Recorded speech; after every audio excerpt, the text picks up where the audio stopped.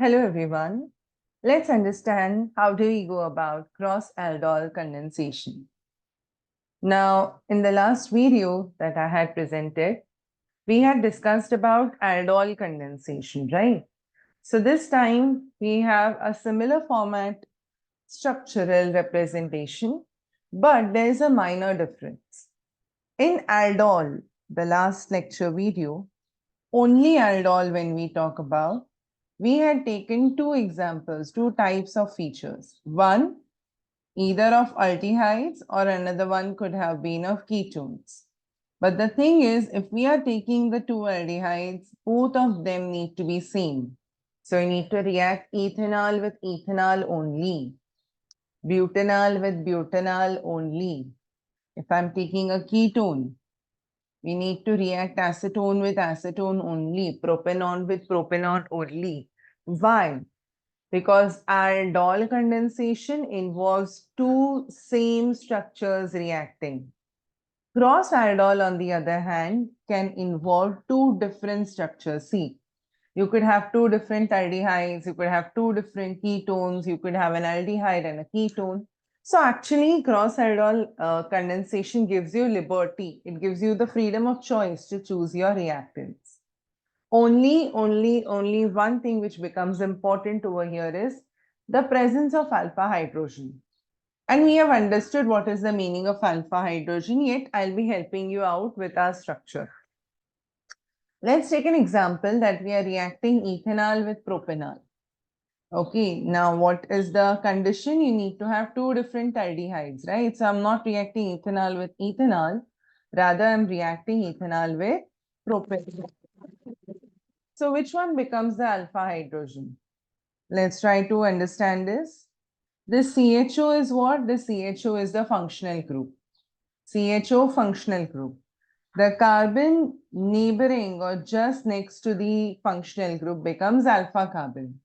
So can you see beside the CHO, we have got one more carbon and that is the alpha carbon. So yes, we do have alpha hydrogen in ethanol. See over here, CHO, the next carbon becomes alpha carbon. So yes, we do have alpha hydrogen. Now let's try to understand this particular reaction. Okay. Let's say we have a beaker and we have added ethanol and propanol. Okay. Now there are four possible outcome reactions. Now when we add ethanol, let's say we added 10 ml of ethanol, 10 ml of propanol. So there is a good chance that ethanol will first react with ethanol, another ethanol molecule which has gone in.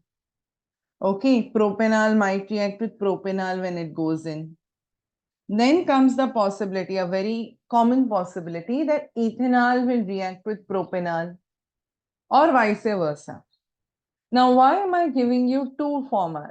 Technically, both are reacting with each other, but there are two formats of writing. This I'll explain in the next 2 minutes when we come to that particular structure. Let's try to see what happens when ethanol reacts with ethanol. If you have seen my video of aldol condensation, you must have realized that there is one common step in aldol condensation, and that happens to be you take your hydrogen of the alpha carbon and then react it or take it towards the oxygen of the other carbon. So what is going to happen over here? Your hydrogen is attracted to the carbonyl oxygen and together they form a hydroxy bond. Technically, we do it in the presence of a base.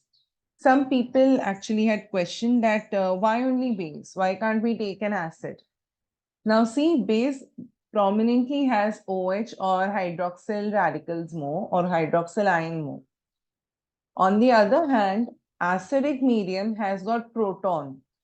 So what is going to happen as soon as oxygen, hydrogen come in contact, a proton, that is hydrogen from the medium, will take them all away and you might get a very unstable carbocation.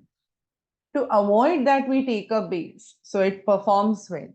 Base could be anything, NaOH, KOH, CaOH twice, BaOH twice, anything. Okay, any base of your choice. What happens? Your hydrogen moves to the carbonyl oxygen. Oxygen releases its double bond And now carbon is free enough to bond with the adjacent carbon. This structure is called as aldol. Why aldol? Aldehyde alcohol. Aldol. Okay. Similarly, if we are using ketones, it becomes ketol. Okay. What is the next step? Next step is this hydrogen comes in contact with OH. Together they form water, and removal of any small molecule or water is called as condensation. Once we remove that water, the two hands become free and we get a double bond. My bad, there's a small mistake over here. We do not have this. Okay, yeah. Okay, so we get our double bond. Why is this double bond coming in? Because this OH has left with hydrogen. Now while naming, how do we name? We give priority of number to the first carbon which has the functional group. So 1, 2, 3, 4. 4 carbons meaning prefix is but. Correct? Now, if you see over here, second and third carbon, you have got a double bond. Whenever you're naming a double bond, give the lowest number to the double bond nomenclature. So amongst 2 and 3, 2 happens to be the smallest number. So 2-ene, but2-ene. And what is the functional group? Aldehyde. We call aldehyde as al. That's why but2-enal. So it is representing the 4 carbon, representing the double bond at the second position as well as the functional group aldehyde. If you have watched my video on aldol condensation, this might be a piece of cake for you. Okay. Next, what if propanol reacts with propanol in the given solution? Here, you might notice that I have slightly changed the representation. Technically, we write propanol in a way like this. CH3, CH3, so CH2, CHO. So fortunately, when we represent, we should be representing it the first format. CH3, CH2, CHO. But if you notice over here, I have put a methyl group on the branching side. Now, that does not change the structure at all. It is still going to look like CH3. You see over here, what is this? CH2. And what is this? CHO. It is still propanol. The reason why I have done this is for a very, actually, I would say very logical purpose. This is your functional group, and this happens to be your alpha carbon. If I had represented this structure as CH3, CH2, CHO, my functional group would have represented by beta. So when I'm reacting, the beta hydrogen might have been utilized in the reaction. What is the major purpose of the reaction? To involve alpha hydrogen. That's why I couldn't pose my beta hydrogen towards this hydroxyl. Okay, if I had posed or exposed my beta hydrogen to the carbonyl oxygen group, then it would have been a beta condensation or beta elimination reaction. That is not the goal. Our goal is alpha. Alpha hydrogen, alpha carbon, alpha aldol condensation. Okay, that's why we need to represent propanol or any structure for that matter in a way that it exposes the alpha hydrogen and alpha carbon. The deal is same. Your alpha hydrogen gets attracted to the carbonyl carbon oxygen. Okay, both of them form hydroxy group. Again, what is the name of the structure? Aldehyde alcohol, aldol. Common name, you need not name it that way. In case you're expected to name, the naming should be as per the nomenclature's attribute. So it will be 1, 2, 3, 4, 5. correct? And you have a branching group over here. So 5 meaning pent. And on which carbon is the branching? Second carbon. So this will become 2-methyl pent. Okay. Now, problem being that we have two functional groups technically. We have an OH, we even have an aldehyde, and we know aldehyde is a better, stronger functional group. So it should be given the, what we can say, weightage of nomenclature. So what we do, we write 3-hydroxy. So rather than writing it as alcohol, we write it as 3-hydroxy. 3-hydroxy 2-methyl pental. Okay. Well, pental could be one representation. In many of the textbooks, you might find it as pentanal. Okay, no problem. Pentanal is equally correct. Okay, why did we do that? Why did we put hydroxy group as a substituent, not as a main functional group? Because aldehyde group is much more stronger than alcohol. While writing, we write it simply aldol. But while nomenclating it, we need to be very cautious. Okay, what is the next step? OH comes in proximity, condensation, double bond tap. Now, while naming what all things we need to remember, naming the carbon, first see the longest carbon chain. Okay, once you are going to spot the longest or the biggest carbon chain, number them up and see how many carbons we are getting. Okay, check for any branching. We have one branch.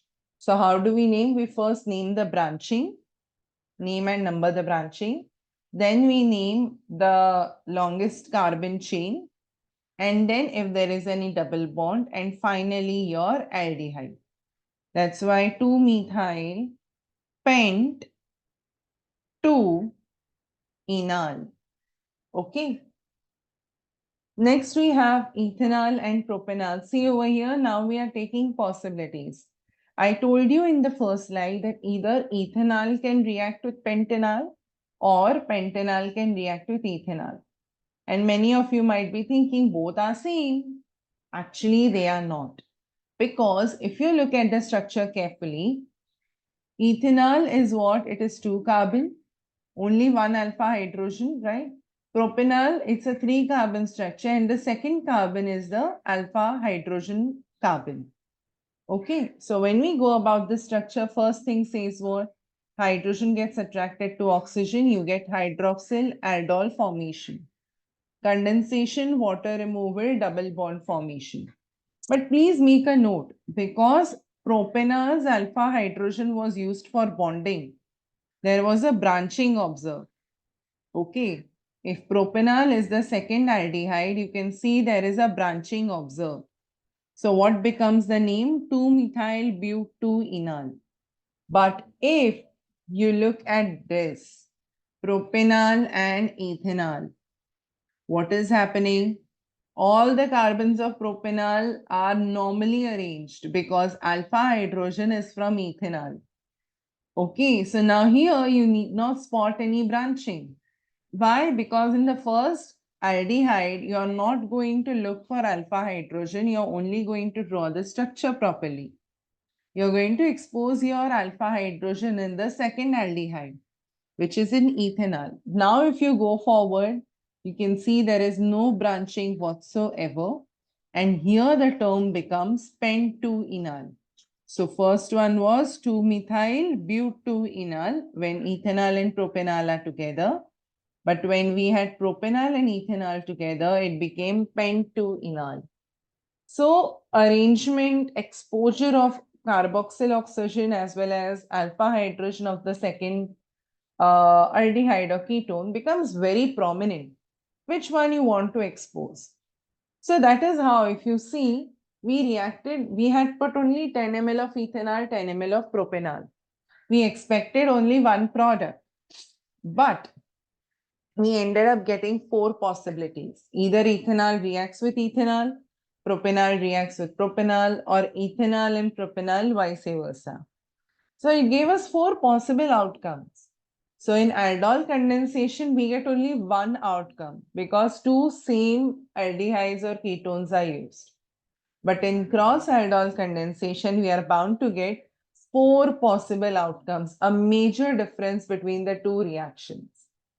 If you have understood this, please try to practice it without looking into the answer key that I've given over here and find it for yourself whether you're understanding the procedure or not. That and want to practice further, you can try these two examples. While trying the examples, I always urge my students to pay attention on nomenclature as well, because many a times we are writing the structure correctly but not naming it properly. To avoid that, please make sure while you're writing the structures, along with that, you name them properly and name them every time. If you are drawing a carbon skeleton, please make sure you mention hydrogens alongside wherever required. Don't just give a plain skeleton, give a carbon chain, okay, a proper structure. Okay, with this, we end the lecture over here. See you next time. Bye.